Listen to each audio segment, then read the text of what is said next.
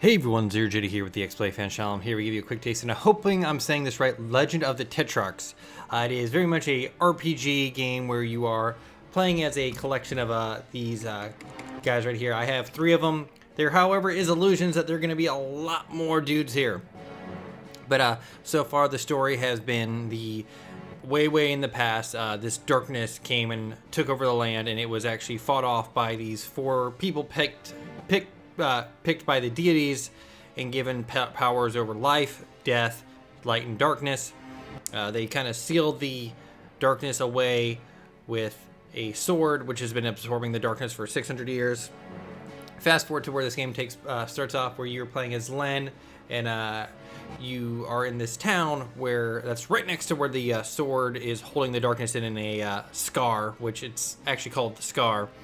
And the idea is that the Tetrarch of Light is coming to do this ritual to fully seal away the darkness and all that kind of fun stuff. But the Tetrarch of Darkness shows up, steals the sword, kills everyone in the town except for Len and this gal here who escapes. And then we have spent our time chasing him down because of terrible, crazy stuff. There are some other finer details where the Kingdom of Aegis has started a battle with the Celestial Kingdom, essentially, and a whole bunch of plot happened and all that kind of fun stuff like that, but that gets into kind of spoilers and all that kind of fun stuff like there. Normal RPG stuff, you can equip equipment and all that kind of stuff. You have your skills that you get as level up. These, hopefully I'm saying these right, the Carminas are essentially passive effects that you can pick up and equip as you want. I'm about 3 hours in, and I've actually got a handful of these already. I'll show them to you here. And everyone has their one that's equipped to them basically, and then they have a slot, 2 slots. One, I've only unlocked one, where you can attach another one to them. They also have this treasure mechanic where you'll pick up these treasures that have effects to them, and they actually just kind of stack and all that kind of stuff. So with this colorful mushroom, all allies get an extra experience point, 1% experience point, and all that kind of fun stuff like that, which is actually kind of cool. And of course, you can adjust your position and all that kind of fun stuff like that. And since I only have 3, they're gonna be in my party. Quest system is essentially like little milestones that you get rewards from. Like, hey, you use heal 10 times, you get 500 gold and another treasure. And this is, of course, when I've achieved and finished, which is story completion, and I get 1,000 gold. Unlike most RPGs, when you finish a battle, all your health is restored, but they still have ends and stuff like that, which is really weird. But anyways, this screen looks a little complicated at the top left. It's essentially left trigger will do auto battle, left bumper speeds up everything, keep it on 3. Right bumper lets you run, and then X is just information. So of course you have your attacks, you have your skills, and then you have defend. You can see Len here has a little fire icon. He uses fire spells mostly. You got his health below that. And that little eye there is essentially his skill points. They recover and allow me to use skills and stuff like that. 99% of the time so far I have been using the auto battle because they do pretty well. Nothing is super insulting so far. I might actually be a little bit under-leveled for this area, but I might be able to kind of stick it out. And I don't really need to worry about anything happening at the end of it, mostly because, hey, I'm just going to get all my experience back, or my health back. So what happened there, she actually had a secondary ability that will bring someone back to life if they die. So we might actually lose this, but I can always redo it and whatever. When you die, you can just hit restart. So we're gonna actually not do auto battle. And I will pick my own abilities. I'm gonna do the hawk attack to attack everyone. This guy here, Wayne, I think I'm saying his name correctly, can talk to spirits, and one of them actually gave him this attack. And of course, oop, she has silence. We're gonna use it on this corpse here. So that should do that. So he's already down.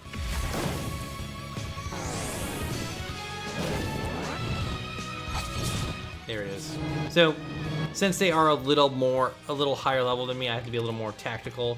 But now that we've kind of gotten through this, and even though Owen's dead, he's still gonna get experience points for this. And even if someone's not in the actual battle, I actually had a group of 5 people earlier, so one of them did not actually get into the battle, so I was able to actually... He still got experience points and all that kind of fun stuff. So if someone's not in the battle, they're still getting experience points. Think Pokemon experience share.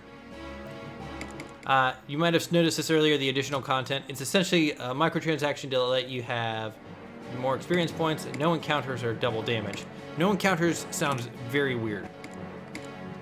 You also saw earlier with the equipment, the strengthen. It's essentially you pay money to make your weapons bigger. I have a ridiculous amount of money because the first boss I actually just had to grind. And of course you can do it with essentially anything and just make yourself stronger. And there are achievements attached to all that kind of stuff like that.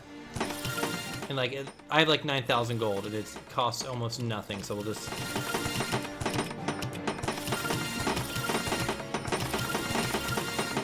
And there you go. And of course I have the phobia of, well, why should I upgrade this item if I might just get a better one later on? So, let's get our goodie here, and then off we go again. So we are actually, the 2 Tetrarchs that we are following are going to another land because the Aegis guys are trying to put up these towers to control the darkness, and controlling the darkness is never a good idea. And supposedly Len has absorbed some of the darkness. It's alluded to that he is a human who can absorb darkness, so his emotions are kind of crazy, kind of going. That's at least what I've kind of picked up there. So let's look at the map. Ooh, there's a good treasure chest over here. But that's essentially been the story. The story is actually pretty good. There's a lot of talking, but nothing like going like too crazy outlandish so far. Ow. So he's down. Lots of status effects happening.